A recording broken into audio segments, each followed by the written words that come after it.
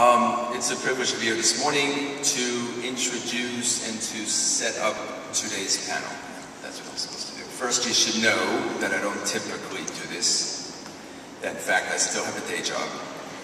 So if you must judge me, please defer to my favorite adage of mine, which is that before you judge someone, you should walk a mile in their shoes. And then, if you don't like them, you're a mile away and you have their shoes.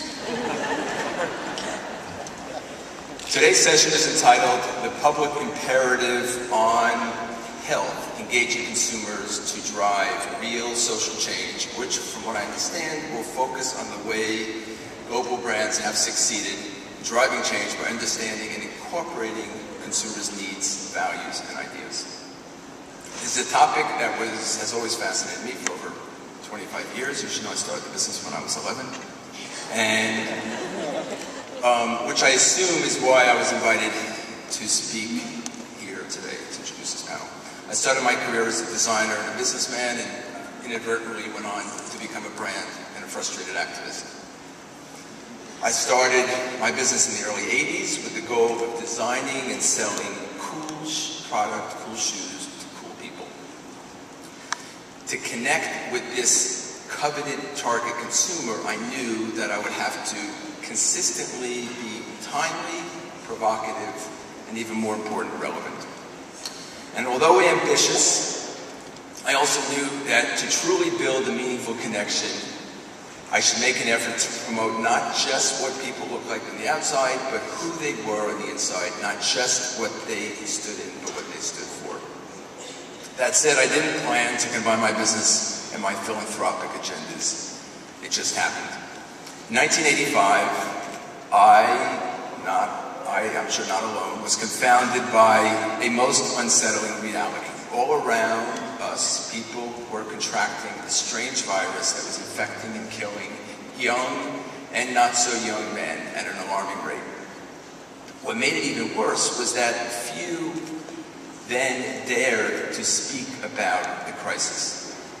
People were concerned that if they did, they would be presumed to be either infected or a member of a high-risk group, which meant that they were either gay, an IV drug user, or Haitian. So I knew that if I spoke out, being a single male designer, people would naturally just assume that I was Haitian. But maybe because I wasn't a member of any of these esteemed groups, I was more comfortable doing what I did. And with the help of Annie Leibovitz, many of the most esteemed models in our industry at the time, and various children, we ran an ad that spoke about this pervasive stigma. It spoke about what nobody was speaking about, with the message for the future of our children support AIDS research.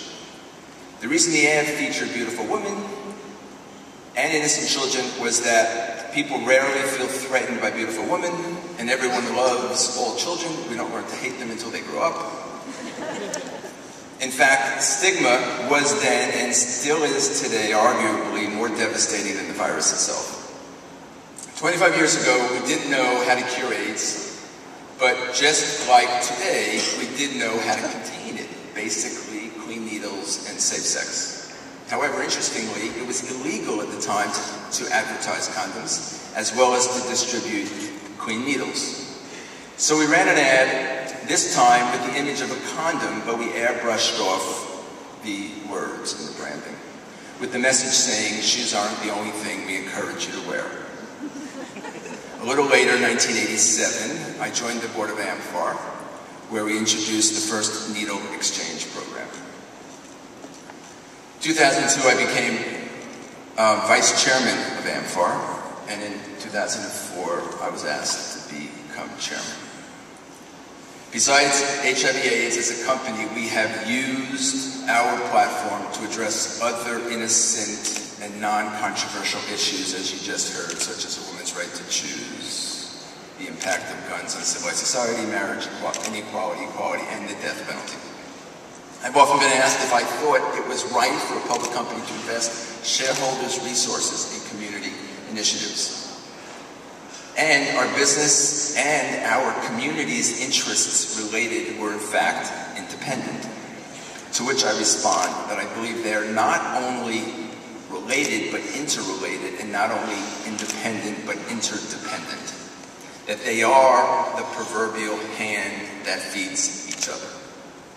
I believe that all businesses will come to this same place, the same conclusion, and that if their hearts don't get them there first, eventually their balance sheets will.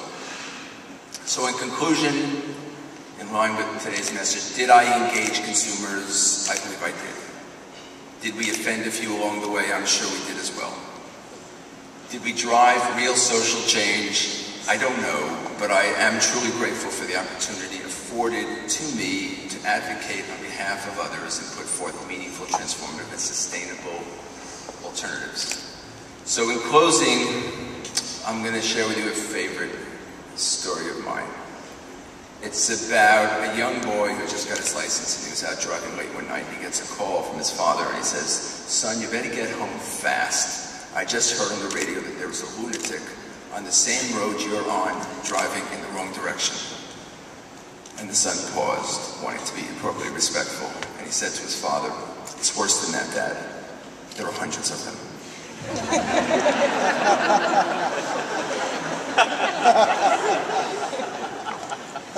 The two lessons being, even when you're going against traffic, doesn't necessarily mean you're going in the wrong direction.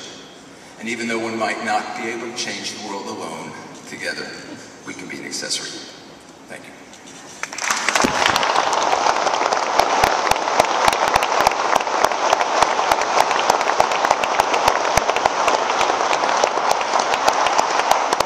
So now to introduce today's session, we have an impressive panel of speakers talking about their various company experiences in engaging consumers to drive real social change.